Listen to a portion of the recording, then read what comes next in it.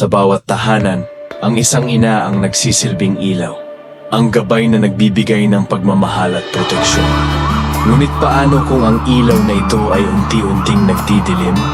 Sa mundong puno ng tukso at maling desisyon, may mga kwentong nag-iiwan ng aral, may mga pangyayaring nag-ukit ng kirot sa puso. Isang kwento ng mag-ina, ng mga pangarap, at ang aming pagpiling may hindi na mababawi pang kapalit. Isang salamin ng realidad na maaaring totoo para sa ilan at isang babala para sa iba.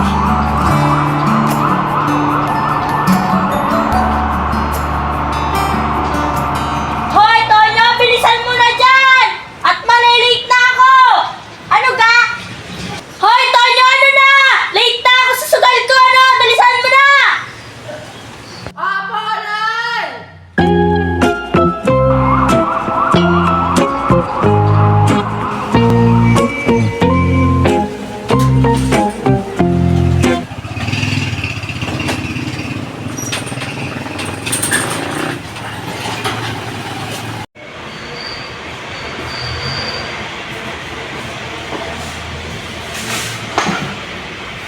Layo, tinapay. Anong tinapay? Dapat binigay mo na ng pera, hindi yung tinapay. Ano yung lalamunin ko? Hindi ko yung mapapasugal! Pasensya na po, Nay. Wala na po akong baon. Pinag-ipunan ko po rin para meron po tayong makain. Hays, kung marunong ka lang magsugal, hindi tayo ganito kahirap eh. Ang hina mo naman dumiskarte, Tonyo. Nainis ako ng sugar, lalo na kung tayo mababaon. Sana po tayong magbago. Hoy, ano sabi mong bata ka? Oh, titingin-tingin ka pa dyan ha? Tigil-tigilan mo ako ha? Ako'y bibili pa ng sigarilyo na alindena.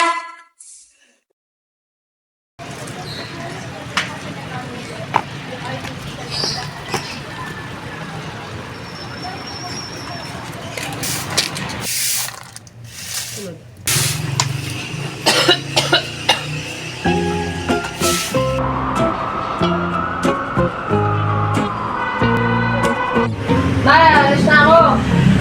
Nay, alis na ako. Wala na pong baon. Ano? Wala ka na ba? Kakabigay ko lang sa'yo kahapon, di ba?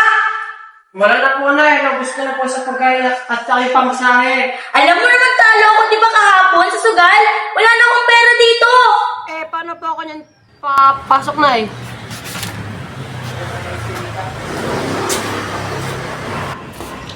Oh, eto na lang natira sa akin, oh. Wala na akong panigaryo at pangsugal. Bawas-bawasan niyo po kasi ang sugar niyo, kaya wala kayong makain at pangbaon ko.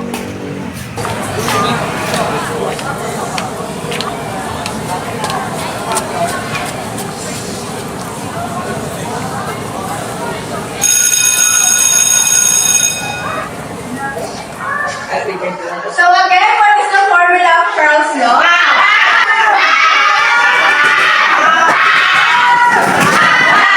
Yes, Richard! Hala!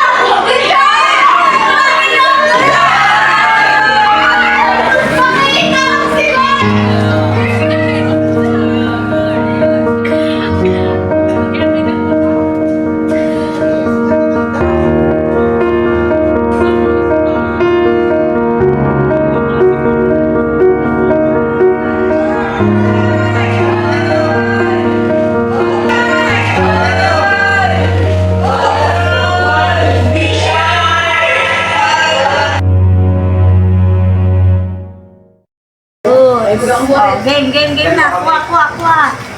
Oh, good na.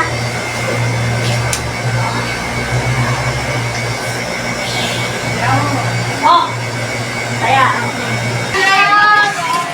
Teacher, yung eskwela lang po si Richard ay nahimatay kinapasabak sa lamang. Saan ko? Nasa clinic. Salamat sa pagkasabi.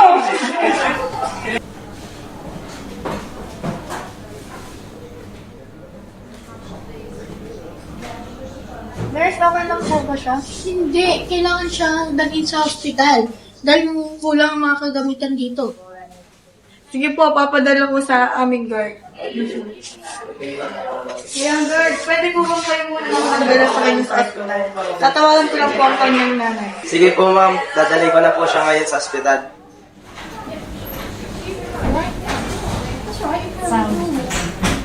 Kuya guard, kayo nang bahala sa kanya. Alas na din po ako. Sige po ma'am, alis na po kami.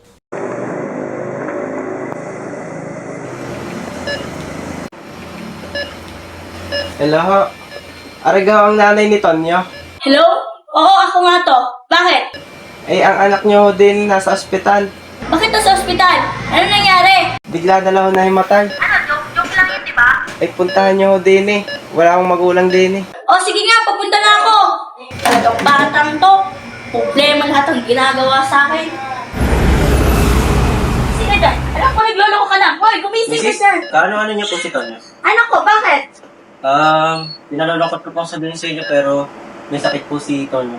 Ikinalulungkot kong sabihin sa inyo na yung anak nyo, may pneumonia siya at hindi na siya magagamot. Dahil na rin to sa sobrang nalalangkap niyang mga usok. Naninigarilyo po ba kayo, Mrs.? Ay, oo. Yan naman po pala ang dahilan. Ngayon ko muna po kayo. Sige. Nak, gising na. Ano ba nangyari sa'yo? Kasalanan ko to.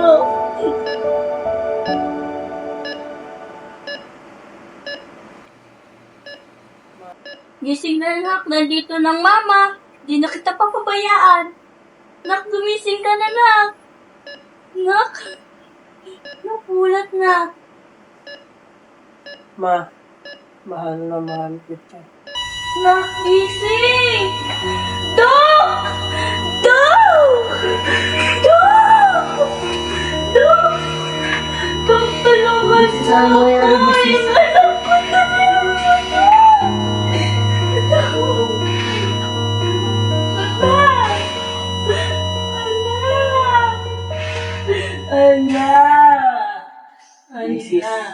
Wala na ang anak ninyo.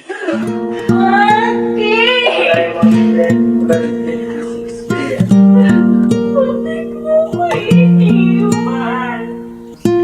Sabi ko, hindi na kita papabayaan, bakit?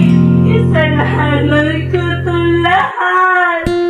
Dapat di na lang ako nanigil, hindi kita pinabayaan.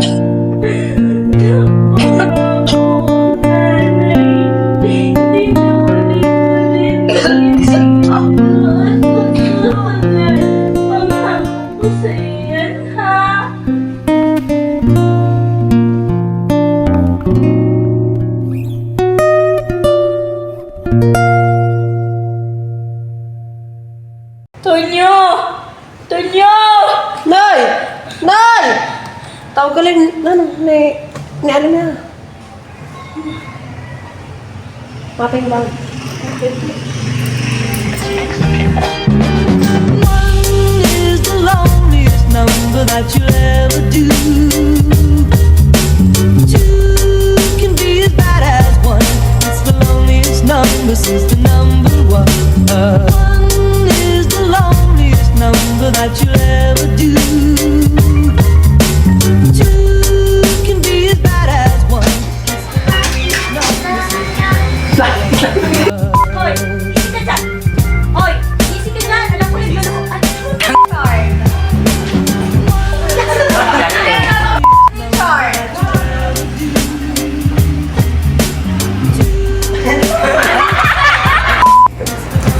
Hoy, ano sabi mong bata ka? Kaya kayo iniwan ng nanay niyo? Nanay niyo? Tatay, Na hindi po sagot ang sugala sa tanong ngayon. Na hindi po sagot ang... Anong word yun?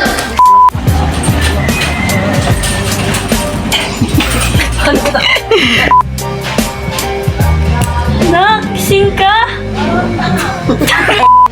Nak, gising ka na. Nak, gising na.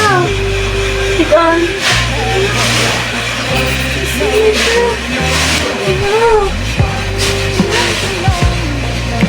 Si Richard hindi nagising sa amin, gigising ka nga! Ma, Nak.